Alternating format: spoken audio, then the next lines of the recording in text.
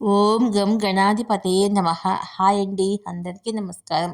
మనం ఈరోజు ఈ వీడియోలో శని సంచారంలో మార్పు 2025లో ఈ రాశి వారికి ఏలినాటి శని నుంచి విముక్తి లభిస్తుంది. ఇందులో మీ రాశి ఉందేమో చూసుకోండి.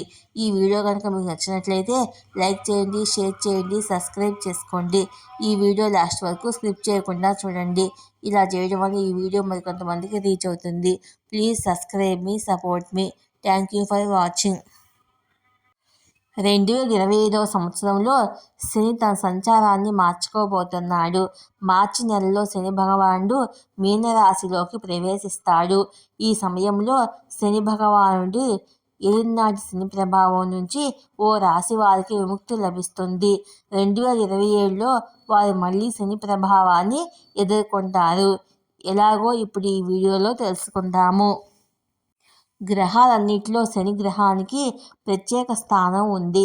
శనిదేవుడి కర్మ ఫలితాలను ఇచ్చే వ్యక్తిగా పరిగణిస్తారు. అందుకే శని గ్రహాన్ని పాపాత్మకమైన క్రూరమైన గ్రహము అంటారు. వాస్తవానికి శని వ్యక్తులు చేసే కర్మలకే ఫలితాలను ఇస్తాడు. అంటే మంచి చేస్తే మంచినే తిరిగి ఇస్తాడు, చెడు చేస్తే చెడు ఫలితాలనే తిరిగి ఇస్తాడు. శని అనుకూలంగా ఉంటే వ్యక్తి జీవితంలో డబ్బు, ఐశ్వర్యం, ఆనందం దేనికి కొదువే ఉండదు. అలాగే శని భగవానుడి అనుగ్రహం లేకుండా వ్యక్తి జీవితము కష్టాల్లో, చిక్కుల్లో కొట్టు మిట్టాడుతుంది.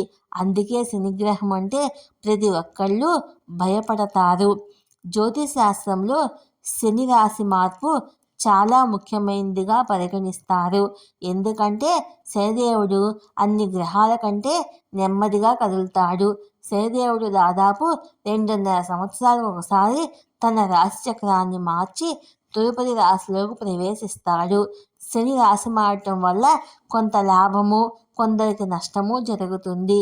శని రాశి మారడం వల్ల కొన్ని రాశుల మీద శనిగ్రహము ఏలినాటి అర్ధాష్టమ శని మొదలవుతుంది. అలాగే కొందరికి వీటి నుంచి విముక్తి లభిస్తుంది. ప్రస్తుతం శని తన సొంత రాశి కుంభరాశిలో సంచరిస్తున్నాడు. అందువల్ల 2024 శని సంవత్సరంగా పిలుస్తారు. వచ్చే ఏడాది అంటే 2025లో శని తన రాశిని మార్చుకోబోతున్నాడు. కుంభరాశి నుంచి మీనరాశిలోకి ప్రవేశిస్తాడు. దీని ప్రభావం వల్ల కొన్ని రాశుల వారికి ఏలినాటి అర్ధాష్టమ శని నుంచి విముక్తి కలుగుతుంది. శని రాశిలో మార్పు 5 రాశులపై ప్రత్యక్ష ప్రభావాన్ని చూపుతుంది. ప్రస్తుతము కుంభరాశి, మకర రాశి, మీనరాశుల్లో ఏలినాటి శని కొనసాగుతుండగా కర్కాటక రాశి, వృశ్చిక రాశుల్లో అర్ధాష్టమ శని కొనసాగుతుంది. ఏలినాటి శని నుంచి ఏ రాశి వారికి విముక్తి లభిస్తుందో ఇప్పుడు మనం తెలుసుకుందాము. మార్చి 29, 2025న శనిగ్రహము కుంభరాశి నుంచి మీనరాశిలోకి ప్రవేశిస్తుంది. శని రాశి మారిన వెంటనే కొన్ని రాశుల వారికి ఏలినాటి శని, అర్ధాష్టమ శని నుంచి ఉపశమనం లభిస్తే మరికొందరికి వీటి వల్ల బాధలు మొదలవుతాయి. శని మార్పుతో మకర రాశి వారికి ఏలినాటి శని నుంచి విముక్తి లభిస్తుంది. 7 ఏళ్లుగా పట్టి పీడిస్తున్న బాధలు తొలగిపోతాయి. అయితే ఇంతటితో వీరిపై శని ప్రభావం తగ్గిపోదు. మకర రాశి వారు 2027లో శనితో తిరిగి తలపడతారు. 2 సంవత్సరాల తర్వాత వీరిపై శని నీడ ప్రారంభం అవుతుంది. మకర రాశి వారికి 2027 జూన్ 3 నుండి 2029 ఆగస్టు 8 వరకు శని ప్రభావం వీరిపై ఉంటుంది. 2025లో కొంత ఉపశమనం పొందిన తర్వాత శని మకరములో మళ్ళీ తన ప్రభావాన్ని చూపిస్తాడు. అటువంటి పరిస్థితుల్లో మకర రాశి వారు శనికి సంబంధించిన పరిహారాలు పాటించాలి. మరింత ఖచ్చితమైన సమాచారం కోసము మీరు మీ జాతకములో శని స్థానాన్ని తెలుసుకోవాలి. తర్వాత కొద్ది రోజుల పాటు ఎదుర్కొన్న తర్వాత పూర్తిగా విముక్తి పొందుతారు. తిరిగి మకర రాశి వారు 2036 ఆగస్టు 27 నుండి 2038 అక్టోబర్ 22 వరకు శని దయా ప్రభావం ఉంటుంది. ఏ రాశి వారికి ఏలినాటి శని ప్రారంభం అవుతుందో ఇప్పుడు తెలుసుకుందాము.